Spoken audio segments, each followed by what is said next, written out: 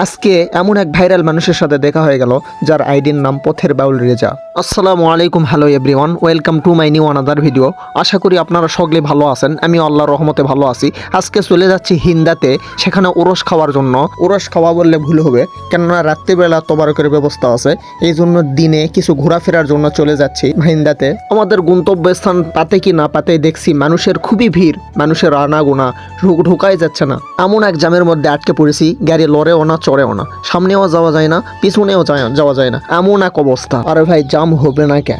যেহেতু নাম করা একটা ওরস বলে কথা, জাম হওয়া স্বাভাবিক। এই জামের মধ্যে যাইতে যাইতে আরেকজন ভাইরাল পার্সনের সাথে দেখা, আপনাদের সকলের পরিচিত, যার নাম পথের বাউল রেজা। এই পথের মধ্যেই রেজা ভাইয়ের সাথে দেখা হয়ে গেল। অনেক ধৈর্য ধরে যাইতে যাইতে অবশেষে এই জামটা পার হয়ে চলে আসলাম। যেদিকে তাকাচ্ছি সেদিকে শুধু মানুষ আর মানুষ, শুধু পুরুষ মানুষ না, আশেপাশে অনেক মহিলা মানুষও দেখতে পাচ্ছি। এখানে নাকি অনেক দূর দূরান্ত থেকে মানুষেরা আসছে, এখানে বলে মান্যত করা হয়। একজন চাচাক জিজ্ঞাসা করলাম, চাচা এতগুলা মানুষকে চাচা সারা রাত ভরা কি হয় চাচা এখানে? চাচা করছে ভাস্তা, এখানে তোবারক দেওয়ার পরে আবার সারা রাত ভরা আবার গানও হয়, মসজিদে গান। এরপর চলে আসলাম হালকা পাতলা নাস্তা করার জন্য। নাস্তা করতে যাই দেখি ওখানে আবার নৌকাও চলতেছে, সেখানে পানি নাই, নদী নাই, সমুদ্র নাই, কিছুই নাই, শুকানোত নৌকা চলতেছে। এই জন্য একটু ভিডিও করে নিলাম আপনাদেরকে দেখানোর জন্য। তার পাশে দেখি একজন চাচা আচারের দোকান দিছে, আবার তার পাশে দেখি মেলার মতো এখানে লাফানোর জায়গাও আছে, ছোট বাচ্চারা এখানে লাফাচ্ছে। আবার তার পাশে দেখি ছোট বাচ্চাদের জন্য চেরকিও আসছে। এরপরে চলে আসলাম হিন্দা মসজিদের মেন গেটে। এই মসজিদটা অনেক নাম করা একটা মসজিদ।